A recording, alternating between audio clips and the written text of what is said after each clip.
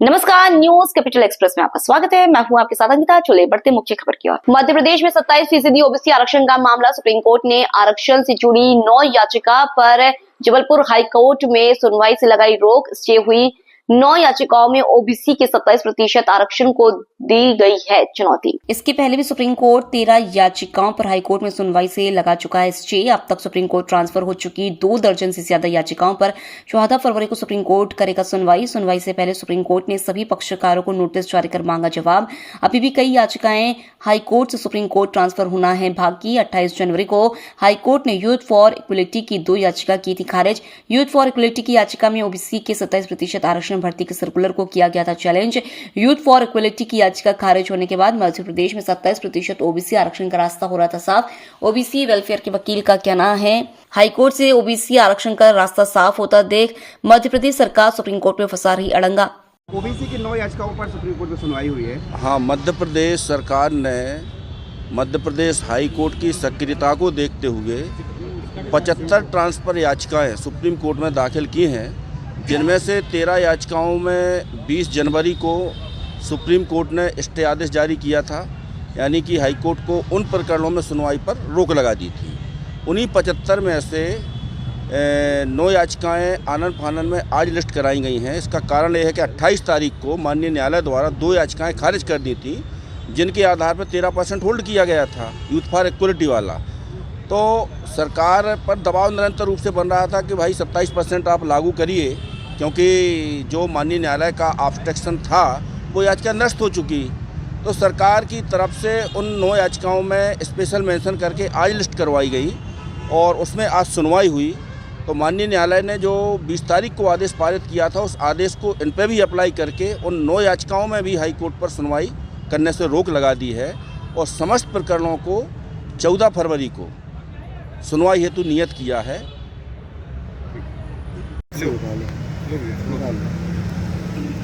इन 9 कौन सी याचिकाएं भैया?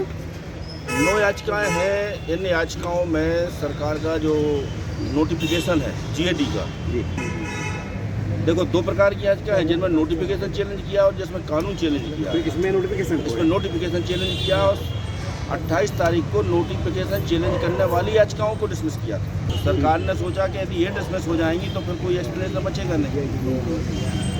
भैया दूसरा थोड़ा सा एक और मामला है। दिल्ली विधानसभा चुनाव में 27 साल बाद भारतीय जनता पार्टी का वनवास खत्म हो गया। बीजेपी ने 27 साल बाद सत्ता में वापसी कर ली है। आम आदमी पार्टी और कांग्रेस के तमाम बड़े इस विधानसभा चुनाव में हार गए हैं। भारतीय जनता पार्टी ने जीत पर खुशी जताई। मध्य प्रदेश अध्यक्ष ने बीडी शर्मा ने कहा कि आपदा लाने वाले लोग चुनाव हार गए। उन्होंने कहा कि टुकड़े टुकड़े गैंग के साथ मिलकर चुनाव लड़ा और फिर हार का सामना करना पड़ा।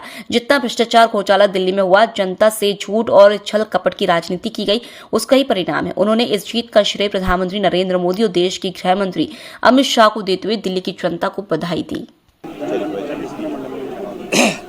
आज दिल्ली चुनाव के परिणाम जो आए हैं, उन परिणामों में भारतीय जनता पार्टी को प्रचंड बहुमत, ऐतिहासिक बहुमत जो मिला है, तो आज मध्य प्रदेश के कार्यकर्ता भी जश्न मना रहे हैं, देश के कोने कोने में जश्न मन रहा है और दिल्ली का कार्यकर्ता तो जश्न मना ही रहा है, लेकिन पूरा देश उत्साहित है, क्योंकि दिल्ली जैसे राज्य में केजरीवाल जैसे झूठे, राहुल गांधी जैसे झूठों ने जो आपदा लेकर के आए थे, दुरावस्था का दौर दिल्ली के अंदर इन्होंने 15 सालों के अंदर जो किया, आज दिल्ली की जनता ने प्रधानमंत्री नरेंद्र मोदी जी को अथाह विश्वास के साथ आशीर्वाद दिया है। इस चुनाव में माननीय प्रधानमंत्री नरेंद्र मोदी जी के विकास और गरीब कल्याण को जनता ने मोहर लगाई है कि मोदी है तो मुमकिन है। देश के अंदर विकास अगर कोई कर सकता है और हर गरीब के जीवन को कोई बदल सकता है तो प्रधानमंत्री नरेंद्र मोदी जी है, जिनके नेतृत्व में 25 करोड़ लोग गरीबी रेखा से भारत के अंदर ऊपर आए। अमित शाह जी जैसे भारतीय राजनीति के आधुनिक चाणक्य, उनकी कुशल रणनीतिक तैयारी थी चुनाव में।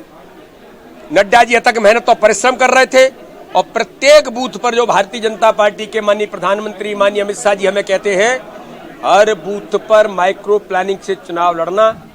दिल्ली के चुनाव में दिल्ली के एक एक कार्यकर्ता ने जो मेहनत की, वहां के प्रदेश के अध्यक्ष, भारतीय जनता पार्टी का एक एक कार्यकर्ता, माननीय प्रधानमंत्री अमित शाह जी और नड्डा जी को बहुत हृदय से बधाई, बहुत शुभकामनाएं।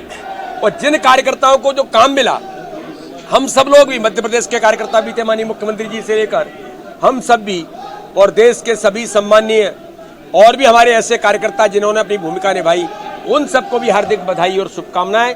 लेकिन इतिहास रचा है, और इस चुनाव में एक बात मैं मीडिया के सामने जरूर कहना चाहता हूं। माननीय प्रधानमंत्री मोदी जी के सबका साथ, सबका विकास और सबका विश्वास का जो मंत्र था, दिल्ली के चुनाव में सबका विश्वास जीतने का काम भी भारत के प्रधानमंत्री नरेंद्र मोदी जी ने किया है कि इस चुनाव में अल्पसंख्यक समुदाय के भाई और बहनों ने भी मोदी जी को आशीर्वाद दिया है कि मोदी जी, आपके नेतृत्व में, आपकी योजनाओं से हमारा जीवन बदला है। तो ये केवल मैं परिणाम की बात नहीं कह रहा हूं, वोट डालने के तत्काल बाद ही कई मुस्लिम भाइयों ने कहा कि हमने मोदी को वोट दिया है, कमल का वोट दिया है, भारतीय जनता पार्टी को दिया है। ये सबका विश्वास जीतने का नारा आज साकार इस चुनाव में हुआ है। तो एक नया राजनीतिक परिदृश्य भारत के अंदर मोदी जी के नेतृत्व में हर समाज वर्ग का विश्वास प्रधानमंत्री जी ने जीता है। इसलिए प्रधानमंत्री को पुनः अभिनंदन, अमित शाह जी का अभिनंदन, नड्डा जी का अभिनंदन, दिल्ली के एक एक कार्यकर्ता को बधाई। कांग्रेस जिंदगी भर झूठ बोलती है। अच्छा, अभी भी समझ में नहीं आ रहा कि झूठ बोलने से क्या होता है। अब एनालिसिस कर रहे हैं कि महाराष्ट्र के चुनाव में क्या हुआ इतने दिनों बाद।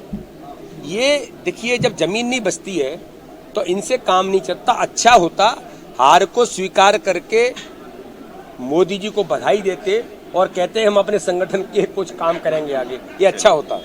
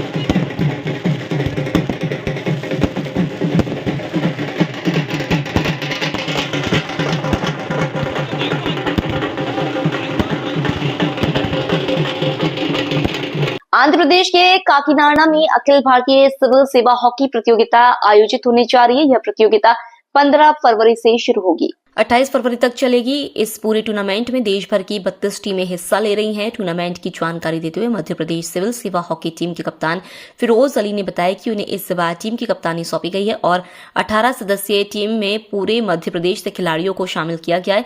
फिरोज अली ने कहा कि राजधानी भोपाल और मध्य प्रदेश को हॉकी की नर्सरी कहा जाता है और यहां से निकलकर खिलाड़ियों ने हॉकी के क्षेत्र में भोपाल और मध्य प्रदेश का नाम रोशन किया है। उन्होंने सरकार से मांग करते हुए कहा कि हॉकी के लिए सरकार को अच्छे स्टेडियम और सुविधाएं प्रदान करना चाहिए, जिससे हॉकी की पहचान अंतर्राष्ट्रीय स्तर पर बढ़ सके। प्रेस कॉन्फ्रेंस के दौरान मोहिउद्दीन कुरैशी, अब्दुल फाहिद, रेहान खान सहित अलग अलग विभाग के अधिकारी और खिलाड़ी मौजूद रहे। शासन क्या सहयोग करा और आप लोग क्या चाहते हो? राज्य शासन ने टीम घोषित कर दी है और जो फैसिलिटीज राज्य शासन खेलकूद विभाग देता है वो हम लोगों को दे रहा है। उसमें थोड़ा सा अभ्यास का समय हम लोगों को और मिलना चाहिए था। हम 1 महीने का अभ्यास का कैंप लगना चाहिए ताकि जो मध्य प्रदेश जिले के अन्य जिले के जो हमारे खिलाड़ी हैं उसमें आपस में खेल के मैदान में तालमेल बैठे। जब तक कंबाइन होकर प्लेयर्स नहीं खेलेगा तो वो थोड़ी सी प्रॉब्लम हम लोगों को बड़े ग्राउंड में जाती है। तो कम से कम 1 महीने का अभ्यास लगना चाहिए। राष्ट्रीय स्तर की प्रतियोगिता है ये, जी। कितना चैलेंजिंग मांगते हैं आप इसको? ये हमारे लिए तो बड़ा चैलेंज है, क्योंकि ऑल इंडिया सिविल सर्विसेज यहाँ की प्रतियोगिता है।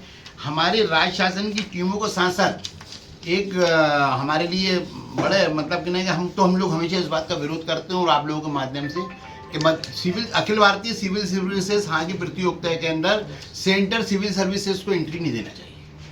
भाई उनका खुद का अपना टूर्नामेंट होता है, ये हमारे सिविल सर्विसेज है, तो राज्यों की टीम ही उसमें पार्टिसिपेट करें तो ज़्यादा बेहतर है। अब सिविल सर्विसेज के अंदर अब सेंटर सिविल सर्विस के लिए इसलिए इस बात को हम रख रहे हैं, उसके अंदर तमाम ओलंपिक खिलाड़ी इंटरनेशनल यंग खिलाड़ी होते हैं।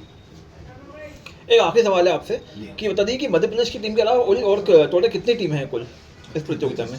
32 टीमें भाग ले रही हैं, पूरे हिंदुस्तान के हर राज्य से एक टीम आ रही है। तकरीबन जो मुझको जानकारी है उसमें 32 टीमें भाग ले रही हैं। कब होने वाला है टूर्नामेंट बता दीजिए, कब से 15 तारीख से बताइए, 15 तारीख से 28 तारीख। और उसमें इस इवेंट के साथ महिलाओं के भी है, महिलाओं को भी, और मध्य प्रदेश की महिला हॉकी टीम भी जो है उसमें हम लोगों के साथ ही आगे पीछे थोड़ा सा जाएगी, तो टीम वो महिला टीम भी जाएगी, वॉलीबॉल भी जा रही है, वॉलीबॉल की टीम भी जा रही है। वॉलीबॉल की टीम भी जा रही है। Thank you. ये